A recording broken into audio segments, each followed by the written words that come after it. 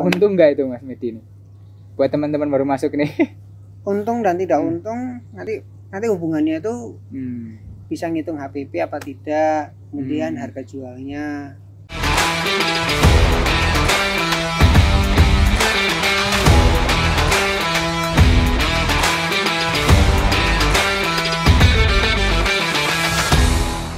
Halo teman-teman semua, nah, saat ini kita sedang berada di Kebun Sayur Surabaya. Nah, ini adalah kebun hidroponik komersil pertama yang ada di kota Surabaya. Nah, di sini kita akan membahas bagaimana prospek bisnis hidroponik dengan ownernya langsung. Ayo kita coba sapa ownernya, ikut kita. Nah, teman-teman, kita sudah bersama dengan Mas Medi. Nah, narasumber kita yang kali ini menemani kita membahas tentang hidroponik. Nah, apakah bisnis ini memang memiliki prospek yang bagus ataukah tidak? Nah, tapi sebelum masuk ke sana, saya mau nanya dulu ke Mas Medi. Nah, Mas Medi sehat, Mas Medi? Ya lumayan lah. Oke. Musim hujan soalnya. Apa melindungi sayurannya, Mas? Enggak, hawanya dingin soalnya. Oke, Mas Medi, jadi di channel kita ini itu sebenarnya untuk menginspirasi teman-teman agar ketika mereka mau memulai usaha itu ada nih sumber referensinya kayak gitu. Nah, tapi sebelum kita bahas tentang kebun, Mas Medi, sebenarnya sebelum masuk dalam kebun ini sebenarnya pengalaman usahanya apakah ada yang lain-lain atau bagaimana, Mas Medi?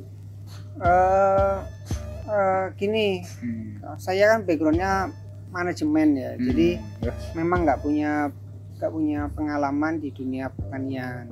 Dulu ada beberapa usaha ya, pernah kontraktor, pernah punya ini kursusan juga sempat punya, terus kerja juga pernah. Ya udah disemuain, cuma ya sekarang ini yang jalan yang kebun. Oke. Jadi pernah banyak udah dicoba dan akhirnya masuk dalam kebun. Padahal backgroundnya bukan pertanian. Iya betul. Berarti sebenarnya siapapun bisa dong masuk ke dalam bisnis hidroponik, Mas Medi? Logikanya begitu. Karena yaitu saya manajemen, semua pegawai nggak ada yang background pertanian. Nah terus kita masih eksis, tanamannya masih banyak tuh di belakang. Ya kelihatan kecil-kecil gini-gini juga. Iya. Oke. Nah, tapi dari segi bisnis nih, Mas Medi, jadi banyak teman-teman yang mungkin akan masuk ke dunia hidroponik ini kan karena mungkin ikut-ikutan atau bagaimana. Nah, jangan sampai kan takutnya kita melihat prospek bisnisnya ke depannya akan kurang bagus atau mungkin ya pastinya kayaknya bagus ya menurut Mas Medi karena usahanya buktinya masih jalan gitu ya sampai sekarang gitu. Cuman kendala yang dulu pernah Mas Medi dapat nih, apalagi bukan background pertanian gitu kan, masuk ke dalam hidroponik itu apa aja Mas dulu, Mas? Ya rupanya permasalahannya ya ada aja, sampai sekarang ada aja. Jadi memang sebaiknya ada background teori, itu memang sangat mendukung. Karena pada waktu masalah apa gitu terus baca buku gitu ya ada solusinya sih memang. Jujur aja sih gitu. Ya akhirnya belajar lagi manajemen. Ya, mau nggak mau ya tetap harus tahu macam-macam. Meskipun ya tinggal fokusnya mana, tertarik yang mana gitu.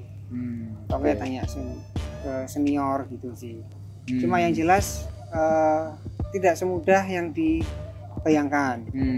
Karena kita aja udah 6 tahun tetap aja ada masalah. Padahal prospeknya ada karena kita tiap tahun permintaan selalu naik.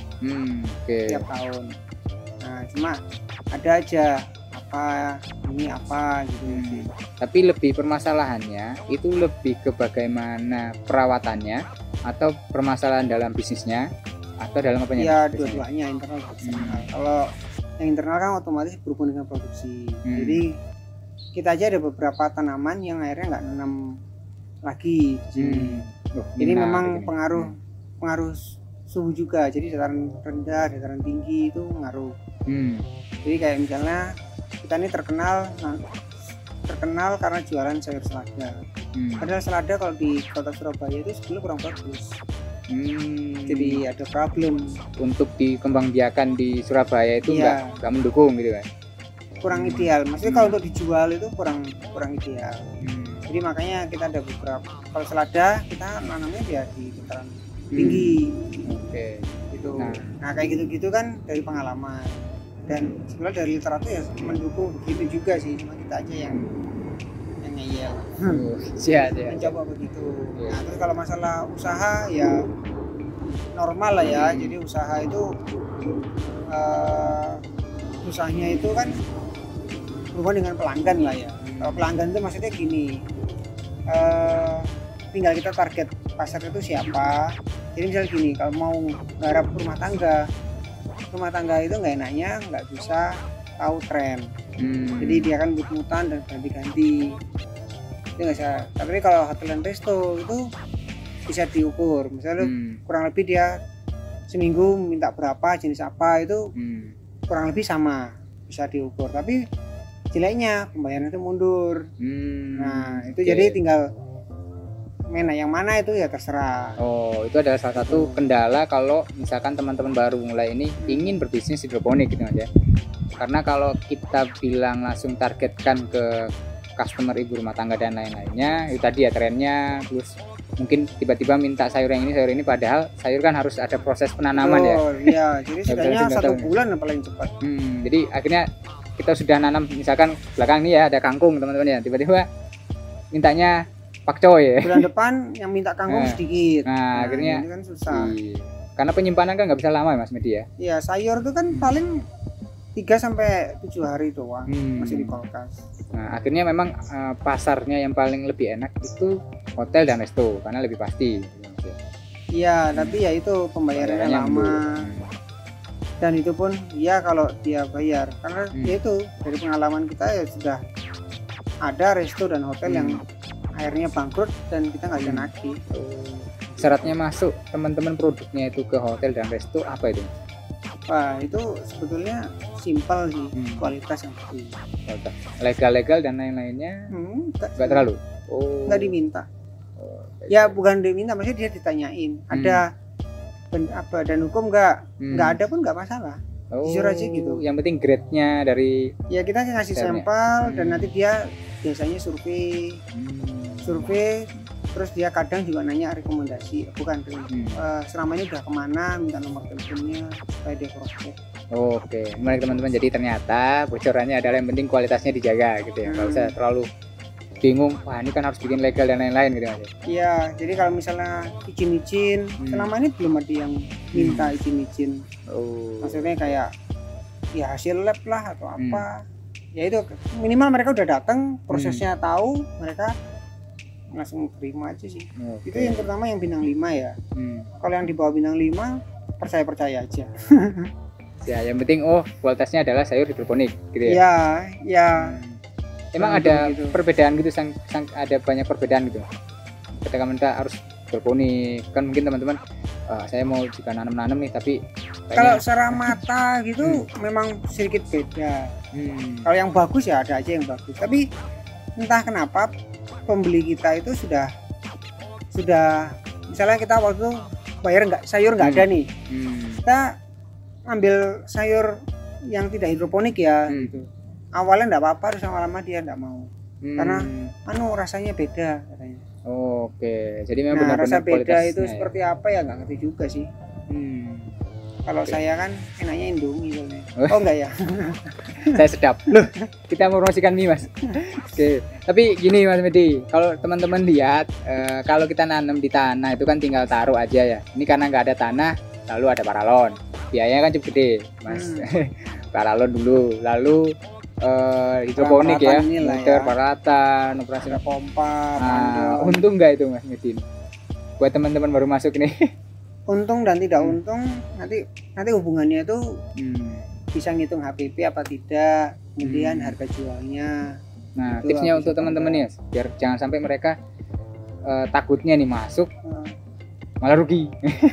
Ya yang jelas tuh gini, kalau udah main hidroponik mau nggak mau harga itu harus lebih mahal dibanding harga pasar, itu pasti. Kalau kalian samain ya kalian beli itu yang jelas. Nah gimana cara bisa harganya itu tinggi, ya jaga kualitas udah gitu. Mau nggak mau Soalnya banyak teman-teman yang akhirnya main hidroponik, harganya nyamain dengan harga pasar. Kemudian kok enggak harganya ya di atas sedikit gitu. Ya anggap aja sama lah ya. Tapi itu paling cuma bertahan setahun 2 tahun, itu udah tutup. Itu udah berapa kali? Oh iya. Iya, karena gini, kalau usaha itu kan kalau bisa kan dihitung semua. Kebanyakan teman-teman itu yang dihitung itu hanya biaya produksi. Jadi biaya lahan nggak dihitung, pegawai diri sendiri kalau mau bantu nggak dihitung, terus transportasi, pengirim-ngirim misalnya nggak dihitung, kendaraannya nggak dihitung. Nah itu hal-hal sepele ya. Tapi kalau tiba-tiba nih booming, permintaan banyak, nah terus nyari sayurnya dari mana kalau emang dari awal jual yang murah? Nyari ke temen, harganya nggak bisa semurah dia, ya gimana? Atau enggak sama terus iya lah, usaha nggak untung. Oke. Sebenarnya harga tadi itu juga mengantisipasi itu tadi ya. Ya betul. Jadi selain perhitungan itu ya juga ngitung ya ada. Terus apalagi kalau kita punya pembeli, mungkin segmennya yang ada resellernya kan harus harganya kan harus beda dengan harga pembeli. Nah itu kan juga harus ada range. Itu menarik, langsung keluar nih jurus-jurusnya dari kebun sayur Surabaya ya.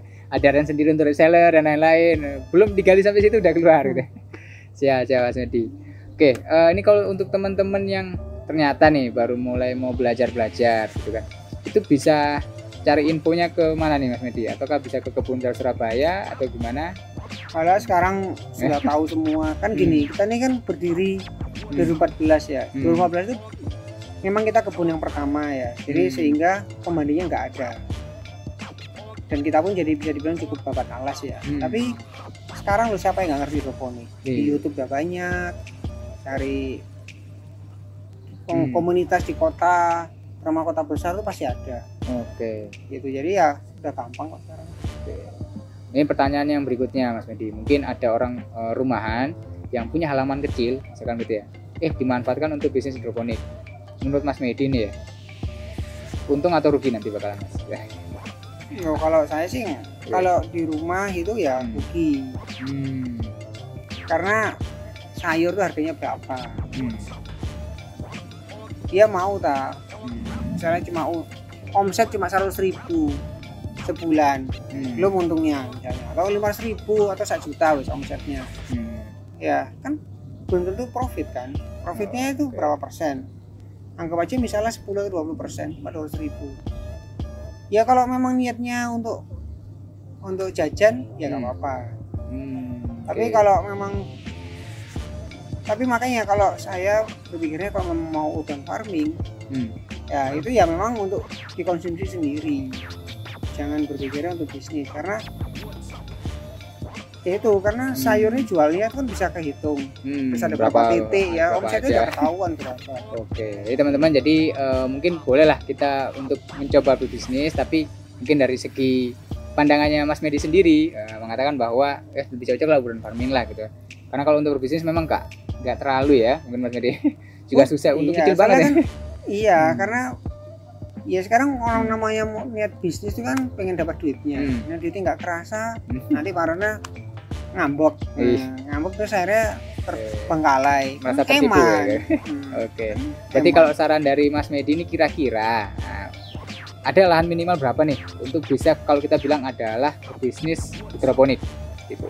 Enggak juga, nanti banyak faktor sih. Pasti jual tanaman mana yang bisa harganya tinggi, itu nanti ngaruh. Tapi kurang lebih kira-kira nih ya dengan rata-rata aja tanamannya ya, 300-600 meter persegi memang cukup gede sih menurut saya. Atau kalau enggak boleh kecil gitu, tapi kita harus punya banyak mitra. Mitra ini maksudnya adalah jadi ada supplier lain, temen lain. Jadi kalian hanya jualan doang, terus ada display begitu. Nah sisanya yang ngambil dari teman-teman hidroponik aja. Itu kan berarti kan nggak perlu lahan besar. Benar-benar. Sarannya menarik juga buat teman-teman. Jadi kalau misalkan lahan nggak terlalu besar tapi ternyata bisnisnya berkembang, ada mitra-mitra petani hidroponik yang lain gitu ya. Dan kalau bisa teman-teman atur mungkin dari harga, tadi kan ada saran juga yang sampai sekarang saya ingat ya, jadi jangan terlalu murah karena ketika nanti permintaan terlalu banyak dan harus dipenuhi, kita mau ngambil dari mitra petani yang lain malah rugi atau bahkan tidak untung. Oke, menarik teman-teman. Nanti kalau misalkan teman-teman tertarik untuk berbisnis hidroponik atau teman-teman mau cari tahu berbisnis hidroponik seperti apa lebih detailnya, teman-teman bisa berkunjung ke alamat websitenya Kebun Sayur Surabaya aja ya. Jadi kalau di baru mulai memang hanya mengupas bagian luar. Ya, atau Instagram. Atau Instagram gitu ya. Oh, yang lebih aktif update tiap hari kan Instagram ya? Iya. Oke, jadi nanti ke Instagram Kebun Sayur Surabaya gitu Mas ya. Oke. Atau mungkin teman-teman bisa main-main aja di sini, di daerah mana nih ya, Injoko, Gunung Sari, atau cari di Google Map aja, pasti ketemu Kebun Sayur Surabaya. Nah, teman-teman bisa main ke sana ataupun bisa bermitra. Tadi idenya menarik gitu ya. Sedikit menodong Mas Medi untuk teman-teman baru mulai agar teman-teman juga bisa nyaman untuk mulai berbisnis hidroponik. Oke, kayaknya hanya itu aja dulu Mas Medi. Nanti kalau teman-teman ada banyak hal yang ingin ditanyakan lagi, teman-teman bisa komen di kolom komentar. Nanti akan saya todongkan lagi pertanyaannya ke Mas Medi. Jadi teman-teman bisa stay tune di channel ini, jangan lupa subscribe agar teman-teman bisa mendapatkan kabar-kabar baru atau video-video baru dari channel ini. Terima kasih, saya dan Mas Medi. Sampai jumpa.